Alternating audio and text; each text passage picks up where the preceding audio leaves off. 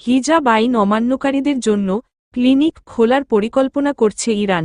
দেশটির আইন অনুযায়ী সব নারীর হিজাব পরার বাধ্যবাধকতা রয়েছে। যারা হিজাব পরেন না তাদের মানসিক সমস্যা রয়েছে বলে মনে করে দেশটির সরকার, আর তাদের চিকিৎসা দেওয়ার জন্য খোলা হচ্ছে ক্লিনিক। ইরানের নারী ও পরিবার বিভাগের নীতি ও অনৈতিকতা প্রতিরোধী হেডকোয়ার্টারের প্রধান মেহরি তালেবি এই ক্লিনিক খোলার ঘোষণা দেন। তিনি জানিয়েছেন, যারা হিজাব পরেন না তাদের এই ক্লিনিকে বৈজ্ঞানিক এবং মানসিক চিকিৎসা দেওয়া হবে।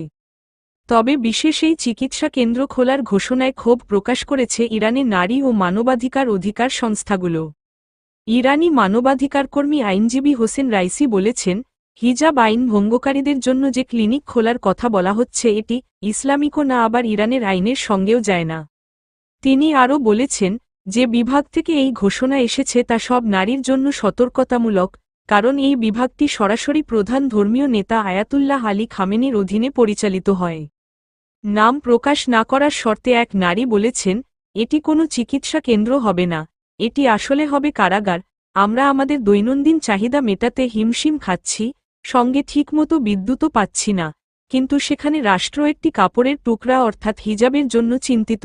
যদি আমাদের আন্দোলন শুরু করতে হয় তাহলে এখনই সবাইকে রাস্তায় আসতে হবে, নয়তো আমাদের সবার জায়গা হবে কারাগারে। 2 সপ্তাহ আগে ইরানের এক বিশ্ববিদ্যালয় শিক্ষার্থী অন্তর্বাস বাদে শরীরের সব কাপড় খুলে ফেলেন। তিনি অভিযোগ করেন ঠিকমতো হিজাব না পরায় বিশ্ববিদ্যালয়ের গার্ডরা তাকে হেনস্থা করেন।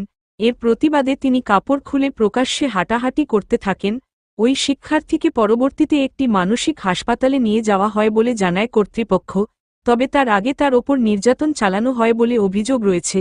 এদিকে গত কয়েকদিন ধরে হিজাব আইন কার্যকরে কঠোরতা অবলম্বন শুরু করেছে ইরান। যারা আইন ভঙ্গ করছেন তাদের গ্রেফতার করা হচ্ছে।